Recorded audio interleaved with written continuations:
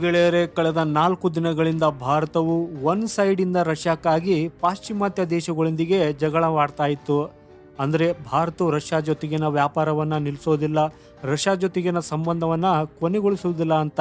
ಇಲ್ಲಿಯವರೆಗೆ ನಿಮ್ಮ ದೇಶದಲ್ಲಿ ರಷ್ಯಾದ ಸುದ್ದಿ ಸಂಸ್ಥೆಗಳನ್ನ ನಿಷೇಧಿಸಿ ಅಂತ ಅಮೆರಿಕ ಹೇಳಿದಾಗಲೂ ಕೂಡ ನಾವು ಇದನ್ನ ಯಾವತ್ತಿಗೂ ಹೀಗೆ ಮಾಡುವುದಿಲ್ಲ, ನಾವು ರಷ್ಯಾದ ಮಾಧ್ಯಮವನ್ನ ನಿಷೇಧಿಸುವುದಿಲ್ಲ ಅಂತ ಅಮೆರಿಕದ ಎದುರು ಭಾರತ ಬಂಡಿಯಂತೆ ನಿಂತಿತ್ತು. ಅಂದ್ರೆ ಭಾರತ ರಷ್ಯಾವನ್ನ ಎಲ್ಲಾ ಪರಿಸ್ಥಿತಿಯಲ್ಲಿ ಬೆಂಬಲಿಸುತ್ತಿತ್ತು. ಆದರೆ ಇದರ ಬದಲಿಗೆ ರಷ್ಯಾ ಏನ್ ಮಾಡಿದೆ? ಈಗಿಂದ 2 ದಿನಗಳ ಹಿಂದೆ ಭಾರತದ ಇಚ್ಛೆಗೆ ವಿರುದ್ಧವಾಗಿ ಅದು ತನ್ನ ಡೆಪ್ಯೂಟಿ ಪ್ರೈಮ್ ಮಿನಿಸ್ಟರ್, ಹೌದು ಗೆಳೆಯರೆ, ಅದು ತನ್ನ ಉಪ ಪ್ರಧಾನಿಯನ್ನ ಪಾಕಿಸ್ತಾನದ ಪ್ರವಾಸಕ್ಕೆ ಕಳುಹಿಸಿತ್ತು. ಹಾಗೂ ನಿಮ್ಗೆ ಹೇಳೋದಾದ್ರೆ ಇದು ಯಾವುದೇ ಸಣ್ಣ ಪುಟ್ಟ ಪ್ರವಾಸವಾಗಿದ್ದಿಲ್ಲ. ಈ ಭೇಟಿಯಲ್ಲಿ ರಷ್ಯಾ ಮತ್ತು ಪಾಕಿಸ್ತಾನದ ನಡುವೆ ಕೆಲವು ಐತಿಹಾಸಿಕ ಒಪ್ಪಂದಗಳಿಗೆ ಸಹಿ ಹಾಕಲಾಗಿದೆ, ಅನೇಕ ದೊಡ್ಡ ಘೋಷಣೆಗಳನ್ನ ಮಾಡಲಾಗಿದೆ.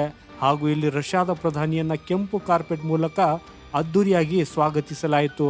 ಹಾಗೂ ಎಲ್ಲಕ್ಕಿಂತ ಇಂಟ್ರೆಸ್ಟಿಂಗ್ ವಿಷಯವೆಂದ್ರೆ, ಅವರು ರಷ್ಯಾದ ಉಪ ಪ್ರಧಾನಿ ಆಗಿರುವುದರಿಂದ ಮೊದಲಿಗೆ ಅವರು ಪಾಕಿಸ್ತಾನದ ಪ್ರಧಾನಿ ಮತ್ತು ಅವರ ಸರ್ಕಾರವನ್ನ ನೇರವಾಗಿ ಭೇಟಿ ಆಗಬೇಕಾಗಿತ್ತು. ಆದರೆ ಅವರ ವಿಶೇಷ ಸಭೆಯನ್ನ ಪಾಕಿಸ್ತಾನಿ ಸೇನಾ ಮುಖ್ಯಸ್ಥ ಆಸಿಮ್ ಮುನೀರ್ ಅವರೊಂದಿಗೆ ಆಯೋಜಿಸಲಾಗಿತ್ತು. ಅದರ ನಂತರ ಪತ್ರಿಕಾಗೋಷ್ಠಿಯನ್ನು ಸಹ ನಡೆಸಲಾಯಿತು. ಆದ್ದರಿಂದ ರಷ್ಯಾ ಈಗ ಪಾಕಿಸ್ತಾನದೊಂದಿಗೆ ತನ್ನ ಮಿಲಿಟರಿ ಕೋಆಪರೇಷನ್ ಅನ್ನು ಕೂಡ ನೆಕ್ಸ್ಟ್ ಲೆವೆಲ್ ಅಲ್ಲಿ ಕೊಂಡೊಯ್ಯಲಿದೆ ಅಂತ ಹೇಳಲಾಗುತ್ತಿದೆ. ಆದ್ರೆ ಇಲ್ಲಿ ಒಂದ್ ಕಡೆ ಆರ್ಥಿಕತೆಯ ಬಗ್ಗೆ ಈ ಮಿಲಿಟರಿ ಒಪ್ಪಂದಗಳು ನಡೆಯುತ್ತಿದ್ರೆ, ಇನ್ನೊಂದು ಕಡೆ ರಷ್ಯಾದ ಉಪ ಪ್ರಧಾನಿಯಿಂದ ಬಹಳ ದೊಡ್ಡ ಘೋಷಣೆ ಮಾಡಲ್ಪಟ್ಟಿದೆ. ಇದನ್ನ ಕೇಳಿದ ನಂತರ ಪಾಕಿಸ್ತಾನದ ಖುಷಿ ದುಪ್ಪಟ್ಟಾಗಿದೆ. ಹಾಗೂ ಅತ್ಯಂತ ಆಸಕ್ತಿದಾಯಕರ ವಿಷಯವೆಂದ್ರೆ, ಭಾರತ ಇದನ್ನ ಬಲವಾಗಿ ವಿರೋಧಿಸುತ್ತದೆ ಮತ್ತು ಯಾವತ್ತಿಗೂ ಇದನ್ನ ಅನುಮತಿಸೋದಿಲ್ಲ ಅನ್ನೋದು ರಷ್ಯಾಗೆ ಗೊತ್ತಿದ್ದರೂ ಕೂಡ ಅವರು ಇದನ್ನ ಭಾರತದ ಇಚ್ಛೆಗೆ ವಿರುದ್ಧವಾಗಿ ಘೋಷಿಸಿದರು. ಆ ಘೋಷಣೆ ಏನಾಗಿದೆ ಅನ್ನೋದನ್ನ ನೀವು ನಿಮ್ಮ ಸ್ಕ್ರೀನ್ ಮೇಲೆ ನೋಡಬಹುದು. ಇದರಲ್ಲಿ ಏನು ಹೇಳಲಾಗಿದೆ ಅಂದ್ರೆ, ರಷ್ಯಾ ಈಗ ಪಾಕಿಸ್ತಾನವನ್ನ ಬ್ರಿಕ್ಸ್ಗೆ ಸೇರಿಸಲು ಬೆಂಬಲಿಸುತ್ತದೆ. ಹಾಗೂ ಈ ರಷ್ಯಾ ಪಾಕಿಸ್ತಾನವನ್ನ ಬ್ರಿಕ್ಸ್ನ ಭಾಗವಾಗುವುದಕ್ಕಾಗಿ ಅದೆಲ್ಲವನ್ನ ಮಾಡಲು ಸಿದ್ಧವಾಗಿದೆ. ಅದನ್ನು ಕೂಡ ಖಾಯಂ ಸದಸ್ಯನಾಗಿ, ಅಂದ್ರೆ ಈ ಬ್ರಿಕ್ಸ್ನಲ್ಲಿ ಭಾರತದ ಸಮದಲ್ಲಿ ಪಾಕಿಸ್ತಾನವನ್ನ ತರುವುದಕ್ಕಾಗಿ ಪ್ರಯತ್ನ ಮಾಡಲಾಗುತ್ತಿದೆ. ಆದಾಗ್ಯೂ ಇಂಟ್ರೆಸ್ಟಿಂಗ್ ವಿಷಯ ಏನಂದ್ರೆ, ಭಾರತದಲ್ಲಿ ಈ ಸುದ್ದಿಯನ್ನು ಮುಚ್ಚಿಡುವುದಕ್ಕಾಗಿ ಬಹಳಷ್ಟು ಪ್ರಯತ್ನಗಳನ್ನ ಮಾಡಲಾಗಿತ್ತು. ಕೆಲವು ಮೀಡಿಯಾ ಪಬ್ಲಿಕೇಶನ್ ರಷ್ಯಾ ಉಪ ಪ್ರಧಾನಿ ಅವರು ಆತುರದಲ್ಲಿ ಈ ಒಂದು ಹೇಳಿಕೆಯನ್ನು ಕೊಟ್ಟಿದ್ದಾರೆ ಅಂತ ಹೇಳಿದರು. ಆದರೆ ಈ ರಷ್ಯಾ ಹೀಗೆ ಮಾಡಿದ್ದಿಲ್ಲ, ಇದಕ್ಕಾಗಿ ಅವರು ಕ್ಲಾರಿಫಿಕೇಶನ್ ಅನ್ನು ಕೊಟ್ಟಿದ್ದಾರೆ. ಅಂದರೆ ರಷ್ಯಾ ಇದರ ಬಗ್ಗೆ ತನ್ನ ಸ್ಪಷ್ಟನೆ ನೀಡಿದೆ.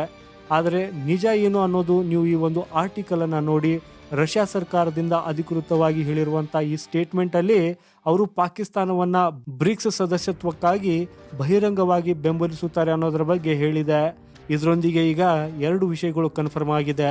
ಮೊದಲನೇದು, ರಷ್ಯಾ ಈಗ ಚೀನಾದ ಕೈಗೊಂಬೆ ಆಗ್ತಿದೆ, ಯಾಕಂದ್ರೆ ಈ ಎಲ್ಲ ಕೆಲಸಗಳು ಚೀನಾದ ಆಜ್ಞೆ ಮೇರೆಗೆ ನಡೀತಾ ಇದೆ. ಎರಡನೆಯದು ಏನಾಗಿದೆ ಅಂದ್ರೆ, ಒಂದು ಕಾಲದಲ್ಲಿ ಭಾರತ ಮತ್ತು ರಷ್ಯಾ ಕೂಡಿಕೊಂಡು ಈ ಬ್ರಿಕ್ಸ್ ಸಂಘಟನೆಯನ್ನ ಡಾಮಿನೇಟ್ ಮಾಡ್ತಾ ಇದ್ರು. ಆದ್ರೆ ಈಗ ಅದು ಭಾರತ ವಿರೋಧಿಗಳ ಶಿಖರವಾಗಿದ್ದು ಚೀನಾದ ಮೂಲಕ ಡಾಮಿನೇಟ್ ಮಾಡಲಾಗ್ತಿದೆ. ಹಾಗೂ ರಷ್ಯಾ ಅದರ ಕೈಗೊಂಬೆ ಆಗಿದೆ.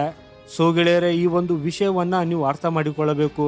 ಯಾಕಂದ್ರೆ ಈ ವಿಷಯವನ್ನ ಭಾರತೀಯ ಡಿಪ್ಲೊಮ್ಯಾಟ್ಸ್ ಮತ್ತು ಭಾರತ ಸರ್ಕಾರವು ಒಮ್ಮೆ ವ್ಯವಹರಿಸಬಹುದು. ಆದರೆ ಭಾರತೀಯ ಜನರ ಮನಸ್ಸಿನೊಂದಿಗೆ ಹೇಗೆ ವ್ಯವಹರಿಸಬೇಕು? ನಾವಿನ್ನು ಈ ಜಿಯೋ ಪಾಲಿಟಿಕ್ಸ್ ಅನ್ನ ಒಪ್ಪಿಕೊಳ್ಳುವುದಿಲ್ಲ. ನಾವು ಈಗಲೂ ಕೂಡ ಈ ದೇಶ ನಮ್ಮ ಸ್ನೇಹಿತ, ಆ ದೇಶ ನಮ್ಮ ಶತ್ರು, ಅದು ಇದು ಅಂತ ನಂಬುತ್ತೇವೆ. ಆದರೆ ಜಿಯೋ ಪಾಲಿಟಿಕ್ಸ್ನ ಸತ್ಯವೆಂದರೆ, ಯಾವುದೇ ದೇಶವು ನಿಮ್ಮನ್ನ ಶತ್ರು ಅಥವಾ ಸ್ನೇಹಿತ ಎಂದು ಪರಿಗಣಿಸುವುದಿಲ್ಲ. ಪ್ರತಿಯೊಬ್ಬರೂ ಅವರು ಜಿಯೋ ಪಾಲಿಟಿಕ್ಸ್ನ ಹಿತಾಸಕ್ತಿಗಳನ್ನು ಅನುಸರಿಸುತ್ತಾರೆ. ಮೊದಲು ಅವರು ತಮ್ಮ ದೇಶದ ಹಿತಾಸಕ್ತಿಗಳನ್ನು ನೋಡ್ತಾರೆ.